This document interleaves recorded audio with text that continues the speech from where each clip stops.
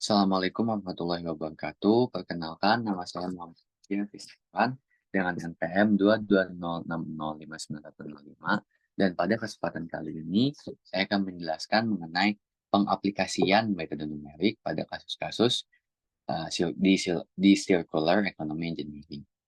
Jadi sebelumnya saya sudah pernah membuat part 1 mengenai materi ini, yang dimana pada video tersebut saya menjelaskan bahwa part 2 dari materi ini saya akan menjelaskan contoh kasus atau masalah yang ada di Circular Economy Engineering. Tetapi saya akhirnya memutuskan untuk membuat satu video saja dan tidak membaginya menjadi part-part. Oke, saya akan lanjut. Jadi, apa itu Circular Economy Engineering? Sebelum saya jelaskan, circular economy engineering ini bisa kita bagi menjadi dua pengertian, yaitu circular economy dan juga engineering. Dan saya akan menjelaskan terlebih dahulu keduanya. Di apa itu circular economy? Circular economy adalah sebuah konsep ekonomi yang bertujuan untuk mengurangi limbah dan menggunakan sumber daya secara efisien dengan menerapkan prinsip daur ulang, pemulihan, dan juga regenerasi. Dalam model ekonomi ini, produk, material, dan sumber daya digunakan kembali sebanyak mungkin sehingga menciptakan lingkaran tertutup yang mengurangi ketergantungan pada sumber daya alam yang terbatas dan mengurangi dampak lingkungan negatif. Selain circular economy, ada juga yang disebut dengan linear economy. Apa perbedaan dengan kedua konsep ini? Linear economy ini dia tidak menerapkan prinsip daur ulang, pemulihan, ataupun regenerasi. Dan uh, linear economy ini dia menggunakan sumber daya alamnya, meraup, menggunakan atau mengambil sumber daya alam itu secara besar-besaran sehingga dapat menciptakan dampak yang negatif kepada lingkungan. Oke, setelah itu apa itu engineering? Nah, engineering ini adalah disiplin ilmu dan profesi yang berkaitan dengan merancang, membangun, memelihara struktur, mesin, perangkat, sistem, dan proses. Bidang rekayasa ini mencakup berbagai cabang seperti rekayasa sipil, mesin, listrik, kimia, dan masih banyak lagi. Para insinyur menggunakan pengetahuan ilmiah, matematika, dan juga kreativitas mereka untuk menciptakan solusi teknis bagi masalah yang kompleks. Setelah saya sudah menjelaskan circular economy dan engineering tadi, mari kita lanjut ke uh, apa itu circular economy engineering.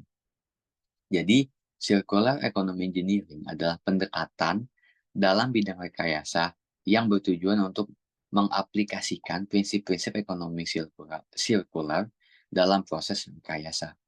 Hal ini melibatkan penggunaan teknologi, inovasi desain, dan manajemen sumber daya yang berkelanjutan untuk mendukung transformasi menuju ekonomi yang lebih sirkular. Dalam konteks ini, insinyur sangat berperan penting dalam mengembangkan sistem, produk, dan juga proses yang mendukung penggunaan sumber daya yang lebih efisien, daur ulang lebih baik, dan juga pengurangan limbah. Lalu selanjutnya ini adalah salah satu contoh kasus dari masalah yang ada yang dapat muncul pada circular economy engineering dan dapat kita develop lebih lanjut dengan menggunakan bantuan dari metode numerik. Jadi masalah tersebut adalah a company manufactures plastic bottles and aims to adopt a circular economy approach by implementing a recycling system. Currently, the company produces 100,000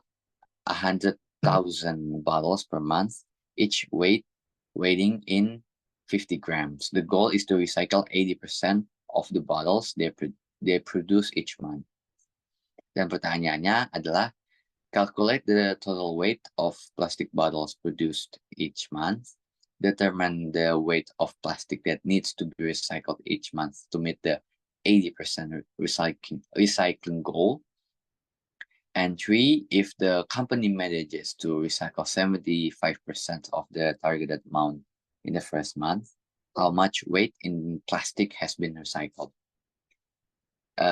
Dan itu adalah contoh masalahnya. Dan tentu saja saya akan menyelesaikan metode ini saya akan menyelesaikan permasalahan ini dengan konsep DAI5, yang dimana secara tidak bosan saya akan menjelaskan ulang apa itu DAI5 method. Jadi DAI5 ini adalah sebuah konsep atau metode untuk menyelesaikan suatu masalah yang terdiri dari 5 langkah.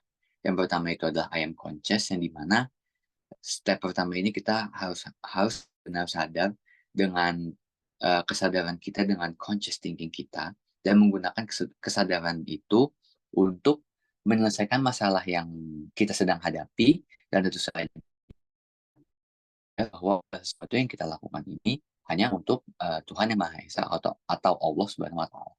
Itu I yang pertama. Yang kedua adalah intention. Intention itu adalah niat atau apa yang ingin dicapai atau apa yang ingin diselesaikan dari permasalahan yang sedang kita hadapi. Yang kedua adalah initial thinking about the problem. Yang dimana initial thinking about the problem ini adalah kita menemukan fakta-fakta apa saja yang diberikan kepada kita dari soal yang sudah kita baca tadi atau masalah yang sedang kita hadapi.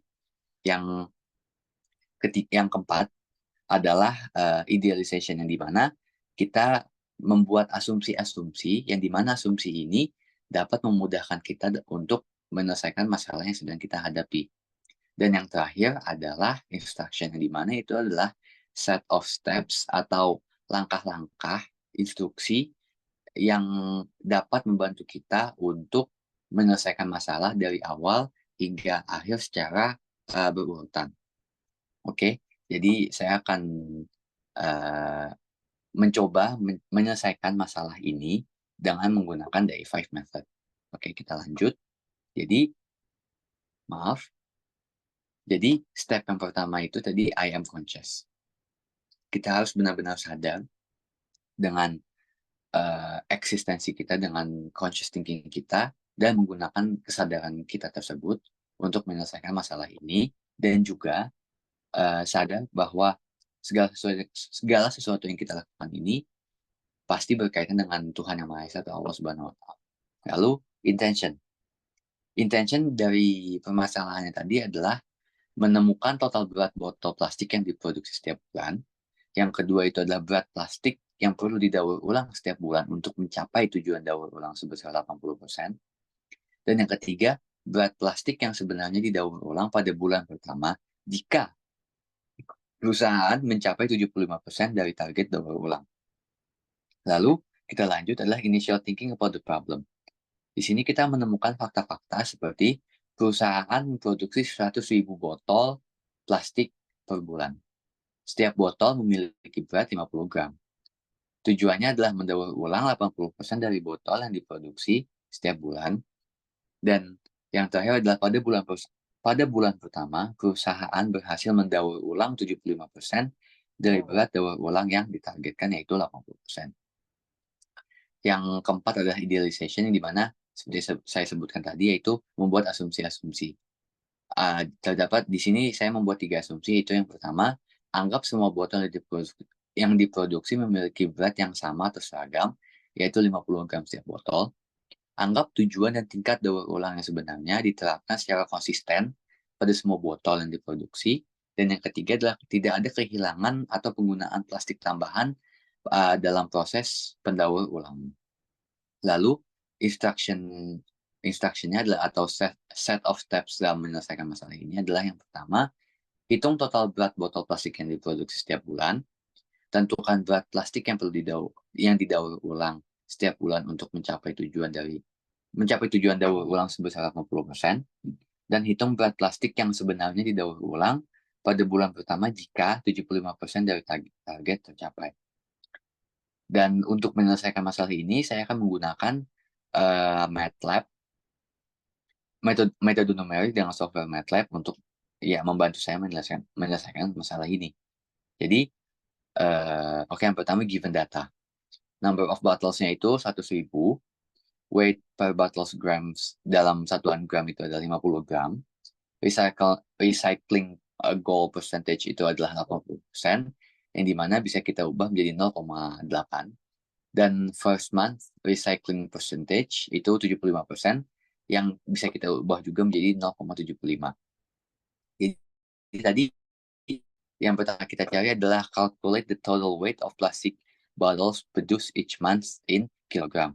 Jadi yang pertama kita hitung dulu total weight dalam gram, yang dimana rumusnya itu adalah number of bottles dikali beratnya, yaitu jadi 100.000 botol dikali 50 gram, yaitu setelah itu kita hitung dalam kilogram, yang dimana rumusnya adalah total weight grams hasil perkalian yang tadi dibagi dengan 1.000, yaitu sama aja kayak mengkonversi gram ke kilogram. Setelah itu selesai, kita lanjut ke calculate the weight of plastics that needs to be recycled each month to meet the 80% recycling goal. Nah, di sini rumusnya adalah recycling target kilogram sama dengan recycling goal percentage, yaitu 0,80% dikali total weight kilogram. Yaitu sama aja dengan rumus yang di atas, yaitu yang total weight grams dikali 1.000. Setelah kita temukan hasilnya berapa, kita lanjut ke calculate the actual weight of plastic recycled in first month if 75% of the target is achieved. Dan rumusnya itu adalah actual recycle kilogram sama dengan first month recycling percentage, yaitu 75% atau 0,75 dikali recycling target kilogram, yang dimana adalah hasil dari rumus yang di atas. Setelah itu kita display results-nya dengan menggunakan codingan seperti yang di bawah ini, display total weight of plastic bottles produced each month, dan seterusnya di bawah. Dan jika saya run programnya, saya akan mendapatkan total seperti yang di bawah, yaitu jadi total weight of plastic bottles produced each month itu adalah 5.000 kg. Weight of plastic that needs to be recycled each month atau ya mencapai 80% goalnya itu adalah 4.000 kg. Dan actual weight of plastic recycled in the first month, yaitu 75% dari target, yaitu adalah 3.000 kg. Berikut,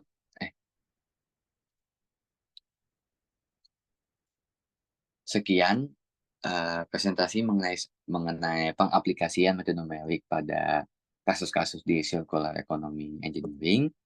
Kurang lebihnya mohon maaf. Wassalamualaikum warahmatullahi wabarakatuh. Stay conscious everyone.